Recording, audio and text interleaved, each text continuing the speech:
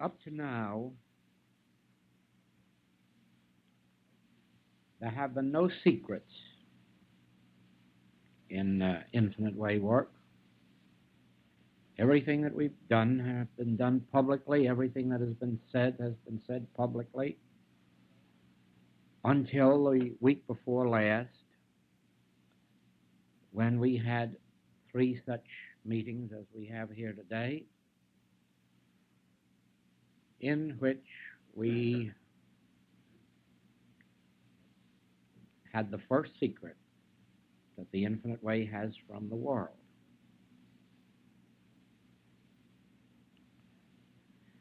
And a good deal of what takes place today, I have to ask you to look upon as secret and as sacred. Promise you it won't be illegal.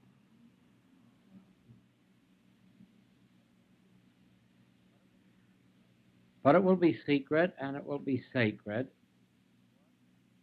because just as all teachers must teach milk to the babes and meat to those ready for it, so there are things that take place that we cannot go out and explain to the public at large, but which in some measure you can do when the right time comes. Let me, before I start, say this, that I asked that when you come here to this meeting, that you make it 2 o'clock and not too long before 2, isn't that I forget at all our Seattle days when we were going to begin at 10 and finally got around to beginning at 8, and we were going to finish at 4 and got around to finishing at midnight. I haven't forgotten those days. But I can't have those days anymore. If you look here and here, you'll probably find confirmation of the fact that I'm taking care of 6,000 letters a month. Emma's handling over 2,000 a month herself. I'm handling 6,000. That's 8,000 between the two of us. And that doesn't take in the correspondence in Beverly Hills at the book department, nor does it take in what goes out of London and South Africa. That's another tremendous, tremendous pile of mail. The monthly letter out of London is over 1,000 letters a month. The monthly letter, not counting the correspondence. And when I speak of our 8,000 letters a month, I'm not speaking of the 3,500 letters, monthly letters that are going out in the United States and Canada. That's on top of this other. And of course, the manuscript work is increasing because not only there are more books in work, but the books that we already have in manuscript form are soon going to be prepared for publication in book form. And that's in addition to new books that are being written, edited, gotten ready for publication, some of them already on the press. Just imagine that right now, Practicing the Presence is on the press in England. The 1955 letters are on the press in England in book form. And in December, the 1956 letters will go on the press in book form. And others that are in work. In addition to that, the Fourth Dimension has just come off the press again, and the book, The Letters, has just gone to press again. And The Infinite Way has just come off the press of its 6th printing, and Spiritual Interpretation of Scripture has just come off the press this last month for its 7th printing. God, the Substance of All Form, goes to press next week for heaven knows how many printings that has been through.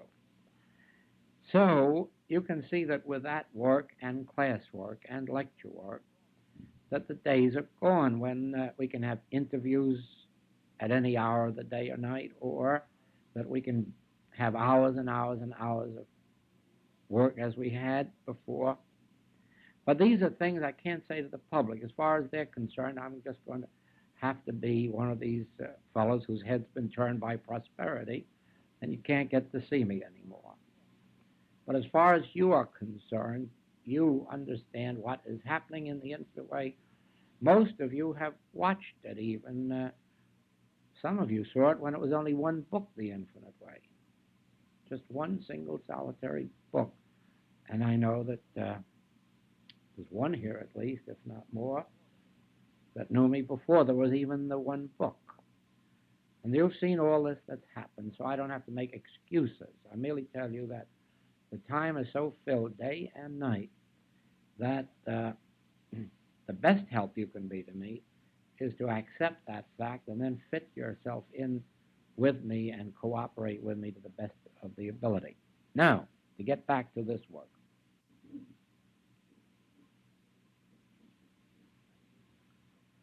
In 1950, I was told to stop work on October 1st and to do no public work until January 1951 or possibly March 1951.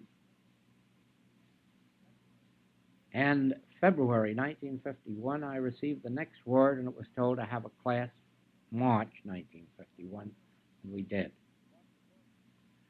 But the work that was to be given to me to do was postponed for another year. Then it was postponed again. Finally, I was told not to even think about it until I received direct orders. And it was on the 12th or 13th of January this year when I received those orders to begin at once. And I began this new work with Emma and Floyd. Those were the two with whom I started this new work.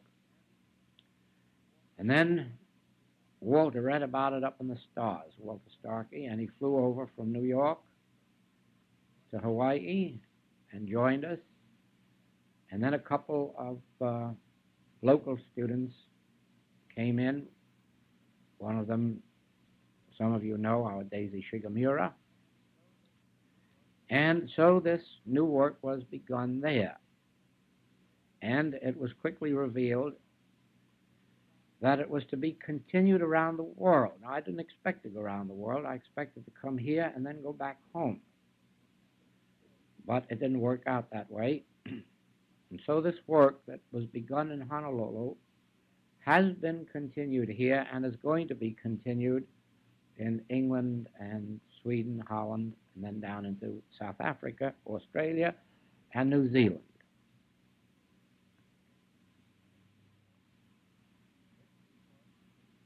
This new work consists of 3 parts,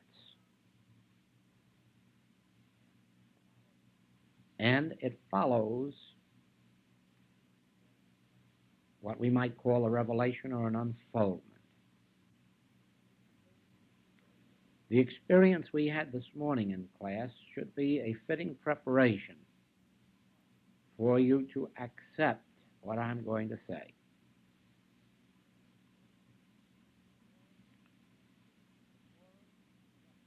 The world is suffering from only one disease. Not many diseases, just one. And that one you may call material sense. If material sense is broken, we are all spiritual beings back in the Garden of Eden. We haven't a fault, we haven't a lack or a limitation. Every fault that we have, every lack, every limitation, every sin, every false appetite, every disease is a product of material sense. Without some measure of material sense, you couldn't have any physical, mental, moral, or financial discord, which, of course, is pointing the finger at every one of us and saying, yeah, I'm guilty. To some extent, every individual on the face of the globe has some measure of material sense, and that material sense externalizes itself in material conditions. Sometimes good material conditions, sometimes evil ones, but always material ones. Now, the opposite of this is true. The degree of spiritual consciousness always externalizes itself in spiritual demonstration. And here in New York, you're witnessing an evidence of it. At some moment of my unfoldment, a certain touch of spiritual consciousness reached me, touched me, unfolded within me, and from that moment on, I began externalizing people who wanted spiritual awareness. In other words, I began externalizing spiritual friends, spiritually minded people, instead of sick patients or instead of human friends or human relatives. I began externalizing what we would call a student body. The student body of people all intent on spiritual unfoldment. Now, if you were able, or anything were able, to take from me my degree of unfolded or realized spiritual consciousness, you would also take from me my student body. I couldn't hold a spiritually minded student body 5 minutes after I lost spiritual consciousness. I might be able to have a student body, but they'd have to be people looking for material things in a material way or mental things in a mental way. I might be able, with promotion or hocus pocus, to go out and demonstrate classes or patients or the sale of books, but couldn't do it spiritually. If I am to attract, without advertising, without promotion, without human footsteps, those to me whom you are accustomed to finding in our classwork, it can only be done by the attainment of some measure of spiritual consciousness. Now, in the degree of the expansion of that consciousness, I will demonstrate the degree of deeper spiritual realization in the student. I may or may not demonstrate greater numbers. Numbers is really no testimony of spirituality. The master seemed only able to demonstrate 12 who he thought advanced enough to be disciples. He only seemed to demonstrate 70 who were advanced enough to be named apostles. At the most, he had 200 who could go out and do some preaching. So you see, the master did not demonstrate his spirituality in numbers, but let us say in depth and degree of awareness in those that he attracted to himself. So it is with his message. He said that his message would never pass away, and it hasn't. It may not have any followers. It may never have many followers. But the message will never pass away. And as long as there is a Gospel of John, his message will not pass away, even if there isn't one individual to demonstrate it. In the same way, Lao Tzu could never have written down his teaching in any form that would be perpetuated, so far as is known to man, and yet his message has not passed away. There may not be any, or there may be a few to follow it, but the message itself is there. That represents the degree of spiritual consciousness of the individual who gave the message. Now, follow this carefully. I could only attract to me my own realized state of consciousness. And before that spiritual state of consciousness could appear, I could not have a spiritual student body. After it appears, I cannot be deprived of it. That is why our work knows no such thing as competition. That's why it has to know no such thing as advertising. For the simple reason that it has nothing to do with the ways of men. It has to do with the ways of God. Now then, what is the function of the developed, unfolded, revealed, realized Christ consciousness? To destroy material sense, to destroy material thought, to destroy material deeds, to destroy whatever that state of consciousness is that is responsible for sin, disease, death, lack, limitation, wars, thefts, murders, adulteries, and all the rest of the things that are included in Paul's statement. See, all of those statements follow a material state of consciousness and are coincidental with it.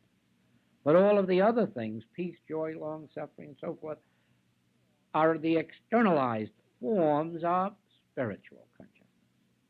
Now, spiritual consciousness destroys material sense, so that when, through a healer's consciousness, you are relieved of a pain or discord, that isn't what happens at all.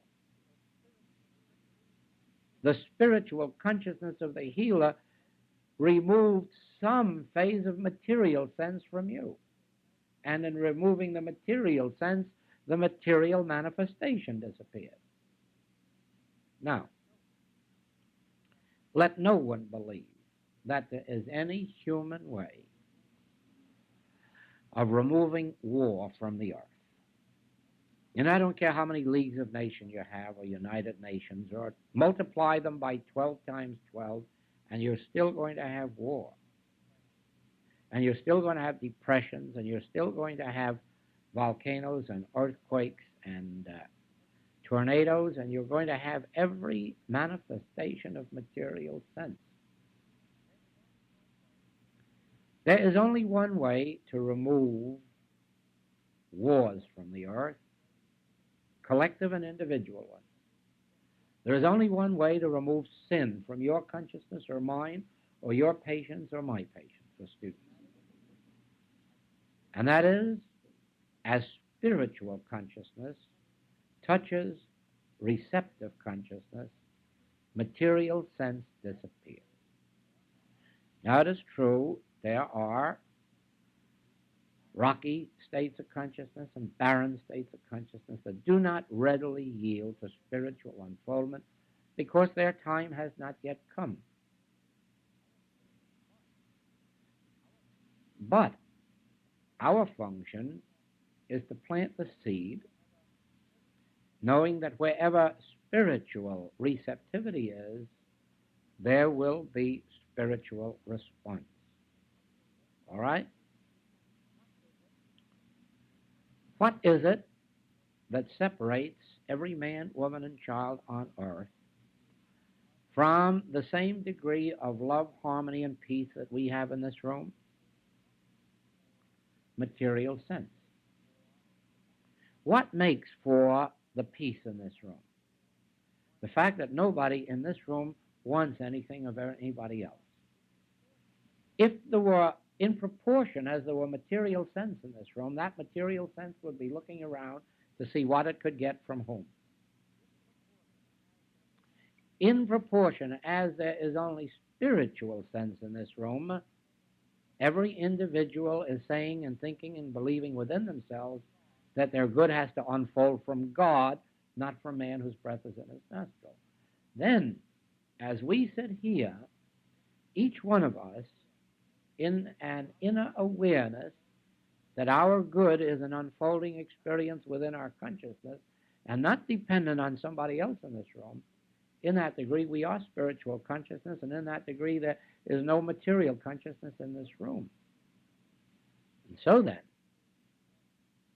if the spiritual consciousness is sufficient, each one in this room could empty out their pockets or anything else that the other may require and still not feel that anything was being taken from them. That is spiritual consciousness. Now, when you have the realization that God constitutes your individual being, you cannot fear bombs or bullets or wars. When you achieve one iota of realization that God constitutes your being and your body, you can no longer fear disease, nor can you entertain evil desires. It's a fantastic impossibility to desire evil while believing that God constitutes our body. Doesn't mean we can't desire human affection. It doesn't mean that we can't desire marriage or companionship and all the rest of it, but don't ever call those things evil. Those things are human manifestations of a spiritual activity within us. Those things on the human plane are only evil when their purpose is evil, when their function is evil, when their object or aim is evil. But otherwise, companionships, relationships, all these things that we call human, they're not evil, they're good. They're very good, as long as they're prompted by the desire to share, not to get, achieve, take from. Now then, no person can entertain spiritual consciousness and at the same time entertain evil, because one wipes out the other. Therefore, in this room, it is logical to say that there can't be a war. As a matter of fact, I don't see even any good reason why there should ever be a lawsuit. No matter what injustice one should for any reason do another, it shouldn't result in lawsuit, because the one to whom it's done, if the one who does it hasn't enough of spiritual insight, the one to whom it's done should have enough to say, well, Father, forgive them, they know not what they do. This is no loss to me, since my good is of God and is therefore infinite. Now,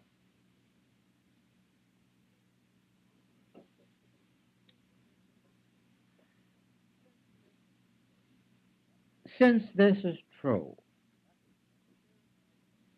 that the spiritual consciousness is the destruction of material sense, then our function in life is to develop within ourselves a greater degree of spiritual illumination so that we may destroy a greater sense of materiality. Then, that which separates the human race from finding a teaching such as the infinite way or any spiritual teaching is material sense. They cannot look at a spiritual teaching and value it from the standpoint of material sense. So material sense then is the barrier. It isn't dollars or it isn't distance, because the moment there is spiritual sense, the dollars arrive and the material distance disappears. Then our object is attainment, realization of spiritual consciousness. And so the purpose of this meeting is to ask of you, almost you might say require of you, 3 daily periods to be given to this work in this manner. The first, not necessarily the first in your day, you may suit the periods to your own unfoldment, but the first that I will explain to you is this. Let us have from you one period in the day in which you sit down for no other purpose than Christ realization. You have no object, you have no purpose, you have no reason. You're not going to save anyone in the world, you're not going to do anything for anyone in the world. You are going to do nothing in that period except attain Christ realization. In other words, by whatever means you're accustomed to in meditation, whether taking a biblical quotation into consciousness or a metaphysical statement or some other truth, and pondering it, thinking about it, cogitating over it, until you arrive at a place where all speech and thought ceases, and you become receptive. Speak, Lord, thy servant heareth. And await there in the silence until you have achieved that inner release or inner grace, that deep breath or the falling of the weight off the shoulders or a voice itself within, whatever form it may come to you. Now, you've done this for no other reason than coming to the realization of that presence, and that period's finished for you. Now you can get up and do anything you like, go about your business, or anything else you want. You have established for yourself, for your household, for everyone who touches your consciousness, you have established the Christ. It's right there where you are, and they know it and they feel it. I have said to you over and over again that the only value I have to you is my periods of meditation. Take those away from me, and I have no value whatsoever to you. If it weren't for that experience we had in class this morning, the class wouldn't have been worth your while being there. Therefore, it was the all-night meditation culminating in that experience in the class this morning that is of value to you. Why? Because the very Spirit of God itself walked through that room. It pulled my body, and I'm sure it pulled some of yours. And that is your salvation. When the Spirit of God touches you, you are free. Where the Spirit of the Lord is, there is liberty. Where the Spirit of the Lord is, you know it very quickly. That's my only value to you, and someday you're going to find out and wish you had known it 20, 30 years ago. That's the only value you have to your husband or your wife or your child. All the rest of this human relationship they could well get along without, and in some ways they could be better off without your human relationship.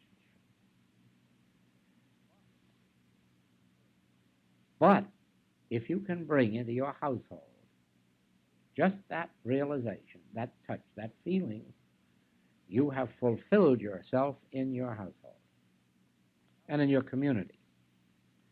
Now the second period. As you can see, I'm walking up and down this world on wings and carrying this message out. And what is the opposition to this message? Material sense. Nothing else. Nothing else. It isn't person, it isn't thing, it isn't men, it isn't churches, it isn't religion. They are merely the forms that material sense takes. There's only one opposition to this work. There's only one opposition to everybody in the world coming into spiritual realization. As a matter of fact, when Walter Starkey went to the New York Public Library to place the Infinite Way writings there, he was told they don't even have a department for religious books. New York City doesn't want religious books, if you please. Now, what is that? New York City, or is that material sense? That's material sense, and you'll find it not only in New York, many other places too. All right? Then, since there is no opposition to God except through material sense, bring your conscious realization of God's presence to bear on the dissolving of material sense. Maybe dissolving is a better word than destroying. And so, for your second period, will you please remember that the infinite way is the realization of Christ consciousness, dissolving material sense, and have that period first to realize you're Christ again, and then realizing that your realization of the Christ is dissolving that material sense which stands in the way of the world accepting a spiritual teaching. I don't care particularly whether the world accepts the infinite way or whether it accepts any other spiritual teaching that will lead a person to Christ consciousness. But it is a part of the function of my individual experience to be concerned that material sense is broken so that every individual can fulfill Scripture and in the end be taught of God. Now, give that second period then, or one of those three periods, to the realization of Christ and then to the conscious realization that this realization of the Christ is the dissolving of the material sense that would separate people from spiritual realization, from God realization, from the spiritual teachings that are walking around this earth today, trying to bring together through the power of prayer peace on earth. Now, there can't be peace on earth by human means. Peace on earth comes in the same way that peace comes in this room when every individual is spiritually endowed. Then there can be no more wars.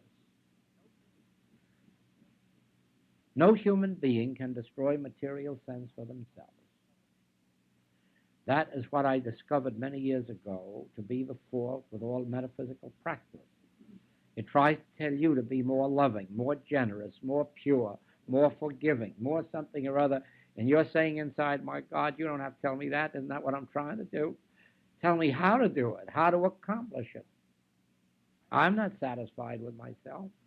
I don't think I'm pure enough. I don't think I'm good enough. I don't think I'm honest enough. I don't think. But you're telling me to be more good, more honest, more pure. But you're not telling me how to do it. And so I know that all these teachings that tell you what you should be, in the end, that's why psychology can't ever help. It it reveals your fault to you and then tells you you shouldn't be that way. And you say, well, I knew that was the fault long before you began. But what I didn't know was how to get rid of it. You're not helping much. Now, we know that no individual can be better than what they are. But by introducing the Christ into their consciousness, they become better than they are. Therefore, consciously know this truth, that when you have achieved your realization of the Christ, that your realization of the Christ is dissolving material sense for all of this world, so that all may come into the realization of their spiritual inheritance, their spiritual freedom, that peace can be established on earth by removing war from human consciousness, by removing material sense. Never believe for a minute that there will be a stoppage of war while one nation has too much of this and another nation too little of that, because they're going to go out with all the means, human means, at their disposal to take what they can get out of the world. And those that have too much are going to withhold it from those that have too little for a price that the ones that have too little can't pay. So again, there's got to be another war. But the dissolving of material sense enables a person to say, whatever I've got, I'm willing to share with you because I can get more from the same source, the inner source, which is God.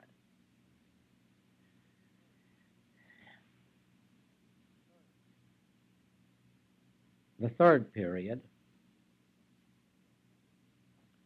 is again for the realization of the Christ, and this time in the realization that the Christ is dissolving material sense universally, that the kingdom of God may appear on earth. See, the first is for your own realization of Christ for no purpose except the realization of the Christ. The second is a realization of the Christ for the purpose of realizing the dissolving of material sense so that the men and women of the earth can be receptive and responsive to a spiritual message. The third is a realization of the Christ so that this realization of the Christ can dissolve material sense, revealing the kingdom of God on earth.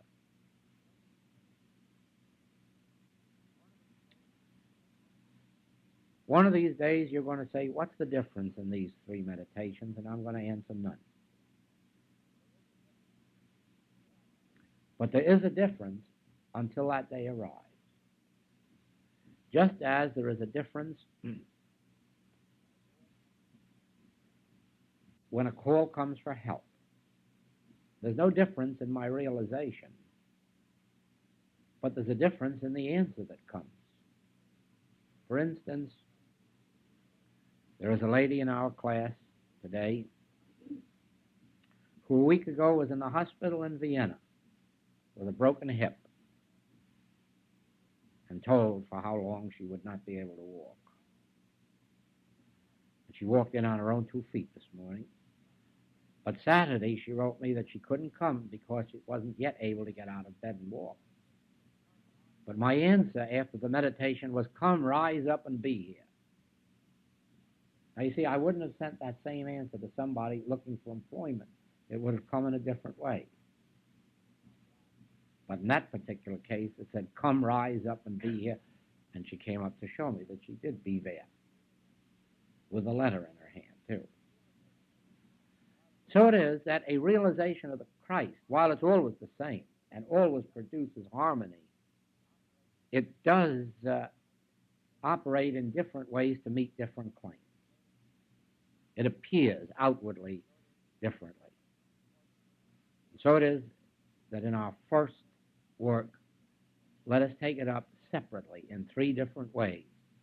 First, purely for the realization of the Christ. Second, that the realization of the Christ dissolve material sense that would separate mankind from spiritual teachings or realizations or religions. Third, that the realization of the Christ destroy material sense and reveal the kingdom of heaven on earth. And you'll find that the realization of the Christ does appear in many different forms, many different messages, and each one subject to the circumstance of the moment. Now, these 3 periods are our secret periods and not to be told to anybody else, for the simple reason that those who were here during the first week and those who are here now constitute that first group of infinite way workers who will be working invisibly, unseen, and yet as a united consciousness around the globe. Because even out of those who were here and those here, the major cities of the United States and Canada will be covered. By the time I'm through in England and Sweden and Holland, that territory will be covered. And by the time I'm through in Africa, Australia, New Zealand, that territory will be covered. And we will literally be a spiritual band, a united consciousness, spiritual, around this globe, working. This should not be mentioned openly or outwardly. Why? You, at this moment, do not know what this will do for the world or whether it'll do anything. This is a whole new idea to you, and you haven't seen one visible proof that it will do anything at all. So what have you got to tell anyone else? Something that you don't know yourself. Wait for a year until you have a definite evidence that the revealed Christ within you is producing an effect somewhere else on earth. When you begin to get letters from someone that they heard of you miraculously here, there, or the other place, or heard about you, or were drawn to you, you'll know that this realized Christ is reaching the far corners of the globe, drawing unto you your own. Then, and not until then, can you go out and teach it. You heard me tell you too often, perhaps, could be boring by now, that I sat and healed for 16 years before teaching. Why? because it was only then that I had the absolute, utter, final conviction that there is no way for this principle to fail. We may fail it. We may find patients and students who can't achieve it at the moment, but it can't fail. I know after those 16 years what it is done. Now 10 years have gone by before I've asked this work. But I've had opportunity to witness the fruitage. I've seen how my realized Christ in California opened up the publication of my books in England, Holland, Germany, Switzerland, Sweden, Africa. I've seen how my realized Christ has drawn students to me from all over the globe. I've seen that. I can tell you now that Christ realized in any individual's consciousness will draw to them their good from all over the globe. I can tell you that. But I want in this next 12 months for you to prove it. That the realized Christ in your experience will draw unto you your own. Then you will be in a position to carry on the work from there. If when you're home and you find person who has left other metaphysical teachings, who's not following Christian Science or Unity or New Thought, who's completely free from other teachings and working out their entire salvation through the message of the infinite way, if you should find one such who can make an absolute commitment to meet you every day, either in your home or their home, or your office or their office, then you may confide this to that one or that two. But be very sure that it is not someone who is flitting and fluttering around from teaching to teaching and teacher to teacher, because I can promise you this, the pearl that you give them, you're going to have taken from you. It's going to be trampled on. You're going to lose it. This isn't something for those who are not yet established in a teaching. This is for those who are established in a teaching that reveals not the power of words, not the power of thoughts, not the power of the absolute, not the power of the negative, but the power of Christ realized. Unless you've got someone who's that far along the path that they have forsaken all others, don't. I've spent too many years in having this pearl revealed to me to give it lightly to you.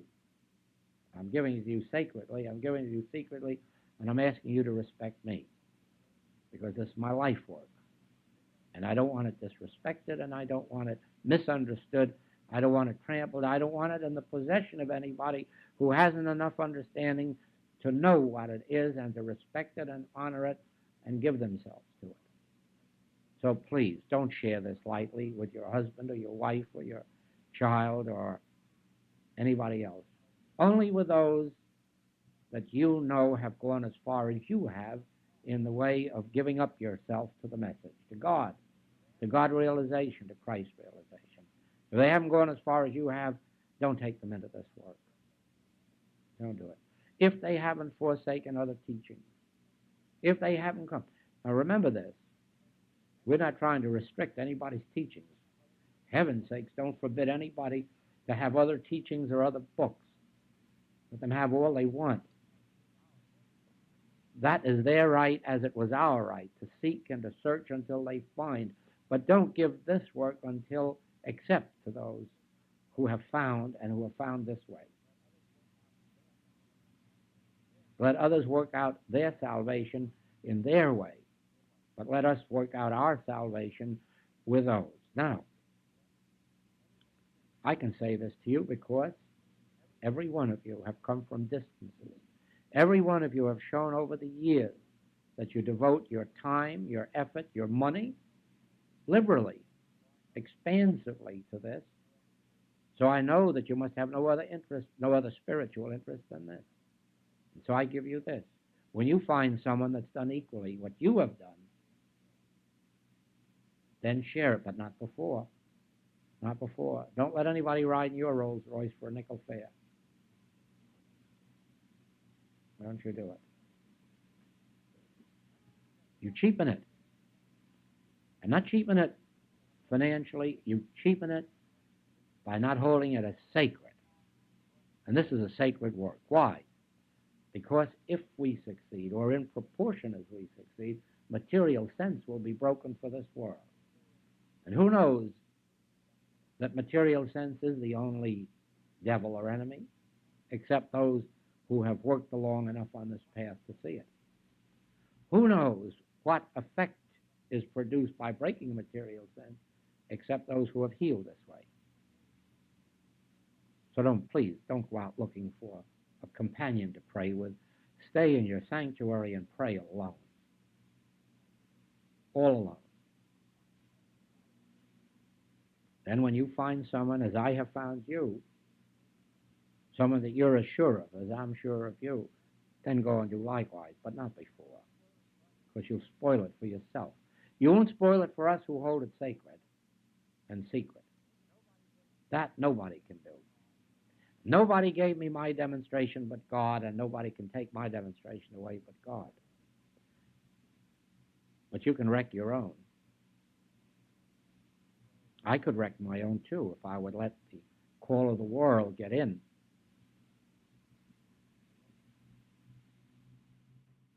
Too late for that now. You see that?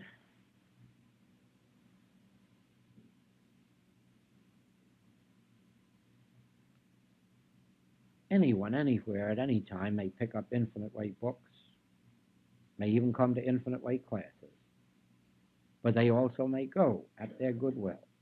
I hold no one in bondage to me, no one in debt to me, no one under obligation to me. But when I have such a group as I have here, it is because they have demonstrated themselves to me. I haven't drawn them to me or pulled them to me or demanded anything. They have drawn themselves. And so they are held with a tighter bond than any material tie. And you'll read in the infinite way that it is this spiritual consciousness that breaks material ties and holds us together with a spiritual bond. Now don't talk about this work to anybody else except those that you know have no material ties, whom you do not hold in bondage or under obligation to you, but who have revealed themselves as being one with you in a spiritual tie, in a spiritual bond.